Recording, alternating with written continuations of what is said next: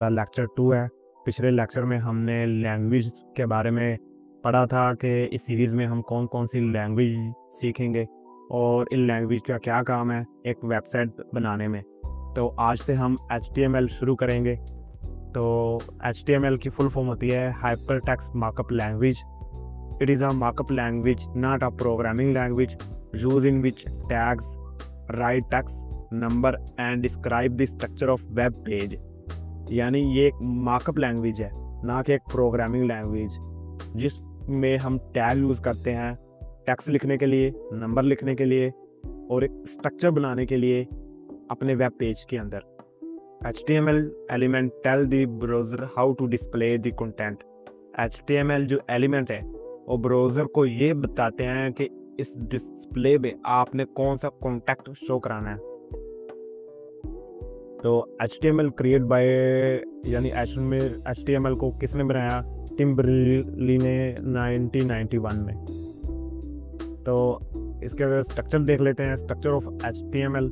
तो इसमें दो तरह के टैग्स यूज होते हैं, एक होता है ओपनिंग टैग और दूसरा होता है क्लोजिंग टैग। जैसे कि पी टैग हम यूज़ करते हैं पैराग्राफ के लिए, जिसमें पी ये देखें ओपनिंग में है और यही टैग क्लोजिंग में है। इसके अंदर हम एक पैराग्राफ वगैरह लिखते हैं अपने वेब पेज के अंदर कोई भी।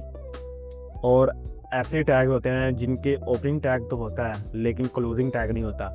जैसे कि इमेज टैग, कोई भी अपने वेब पेज पर इमेज दिखाने के लिए हम इमेज टैग का यूज़ करते हैं, तो इसका ओपनिंग टैग है लेकिन क्लोजिंग टैग नहीं। जैसे एक पैराग्राफ में ओपनिंग टैग भी है और एक क्लोजिंग टैग भी, लेकिन इमेज टैग में हम ओपनिंग टैग का यूज़ करते हैं। अब इसका स्ट्रक्चर देख लेते हैं। हर लैंग्वेज का एक स्ट्रक्चर होता है बेसिक। जैसे कि सी पे शुरू में होता है कि इंक्लूड studio.h और C++ में हम IOStream वगैरह लगाते हैं। तो हर लैंग्वेज एक स्ट्रक्चर होता है खुद का। तो HTML का भी एक स्ट्रक्चर है बेसिक।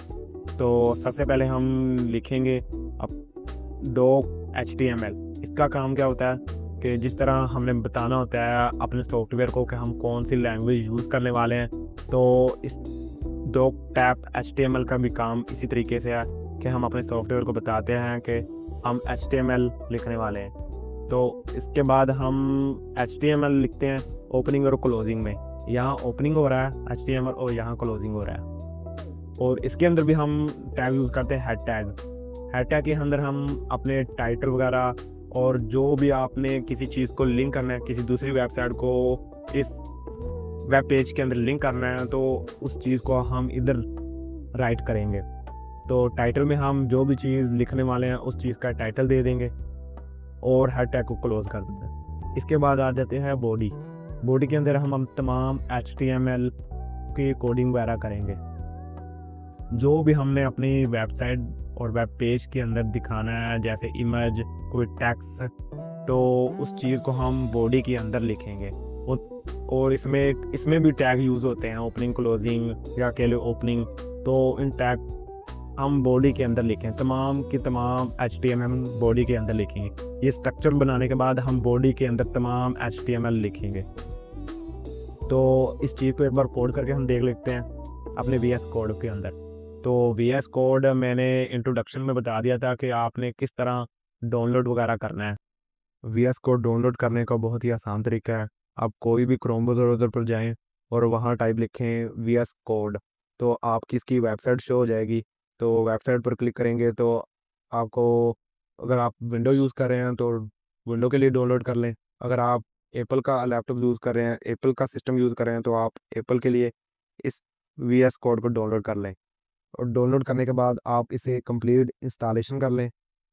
तो जब ये इंस्टॉल हो जाएगा तो आपके सामने इस तरह का आइकन शो हो जाएगा। तो आपने इस पर क्लिक करना है। क्लिक करने के बाद आपको इस तरह का एक वेब पेज शो होगा। तो जहाँ मेरी इस फाइल का नाम लिखा है तो वहाँ आपको वेलकम वगैरह लिखा होगा, तो आपने इसको क्रॉस कर देना है। क्रॉस करने के बाद आपने यहाँ क्लिक करना है इस चीज़ पर, जहाँ दो फाइलें वगैरह बनी हुई हैं। इस चीज़ को क्लिक करेंगे तो आपके सामने न्यू फोल्डर एक दिखाई देगा बड़ा सा, तो आपने उस न्यू फोल्डर पर क्लिक करना है। न्यू फोल्डर पर क्लिक करने के बाद तो आपके सामने अपने सिस्टम की फाइलें वगैरह शो हो जाएंगी। तो वीएस कोड के अंदर जो आपने एचटीएमएल की फाइलें बनानी है, तो वो आपने किस जगह रखनी है, तो उस जगह को आपने सेलेक्ट कर लेना है। यानी आपने हार्ड डिस्क में रखना है या विंडो पे रखना है या डेस्कटॉप पे रखना है। तो आप जहाँ भी सिलेक्ट करेंगे तो वो तमाम फाइलें वहाँ जाएंगी। तो आप कोशिश करें कि आप हार्ड डिस्क के अंदर सेलेक्ट करके उन तमाम फाइलों की लोकेशन दे दें। तो जो भी हम इधर वीएस कोड में फाइलें वगैरह बनाएंगे एचटीएमएल की, वो तमाम फाइलें उसके अंदर चली जाएंगी और आपको इस तरीके से शो भी कराएंगी। जिस तरीके से मेरी ये फाइलें शो हो रही हैं एचटीएमएल की, तो इसी तरीके से आप कौन कौन सी फाइल वगैरह बनाएंगे तो वो इसी तरीके से यहाँ आपको शो भी होगी। तो इस शो करने के बाद आप यहाँ क्लिक करेंगे फाइल पर और न्यू टेक्स्ट फाइल पर क्लिक करेंगे। आपके सामने एक फाइल न्यू ओपन हो जाएगी और इसके बाद आपने क्या करना है, इसे सबसे पहले आपने सेव करना है। कंट्रोल एस शॉर्टकट की है। तो करने के बाद आपने सेव हैज टाइप इस पर इस तरीके से क्लिक करना है। तो आपने कौन सी लैंग्वेज यूज़ करनी है, हमने HTML यूज़ करनी है, तो मैं HTML पर क्लिक करूँगा इस तरीके से। और इसके बाद आपने इस फाइल का नाम लिख देना है, आप जो भी लिख दें, और इसे सेव कर लेना है। ये हमारी HTML की फाइल सेव हो चुकी है और ये देखिए मुझे वो दिखाई भी दे रही है। अब आपने क्या करना है, तो सबसे पहले हम उसका स्ट्रक्चर बनाएंगे जो हमने आज पढ़ा था। तो उस स्ट्रक्चर लिखेंगे। अगर आप स्ट्रक्चर लिखना चाहते हैं तो आप डायरेक्ट लिख लें। तो इसकी एक शॉर्टकट की भी है, आप शिफ्ट वन दबाएं तो ये एक्सक्लेमेशन मार्क आ जाएगा, आप फिर इंटर करें और ये आपको स्ट्रक्चर वो खुद ब खुद बना कर देगा। तो वीएस कोड हमें बहुत ऐसी चीज़ें देता है जिससे हमारी कोडिंग आसान हो जाती है, हमें बहुत सारी शॉर्टकट वगैरह की भी देता है। तो वीएस कोड यूज़ कर सकते हैं ज़्यादा से ज़्यादा।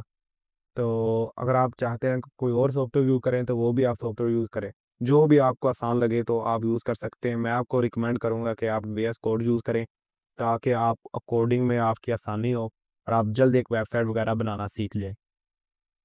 तो अगले लेक्चर में हम स्ट्रक्चर के बाद बॉडी के अंदर टैग्स वगैरह लिखेंगे, जो इम्पोर्टेंट टैग्स हैं एचटीएमएल के, वो ही हम डिस्कस करेंगे। इसके अलावा हम जो गैर ज़रूरी हैं उनके बारे में हम कुछ नहीं पढ़ेंगे, वो आप खुद सर्च करेंगे तो आपको समझ आ जाएगी। तो जो भी हम सीखेंगे वो बस ज़रूरी होगा और इम्पोर्टेंट। अल्लाह हाफ़िज़।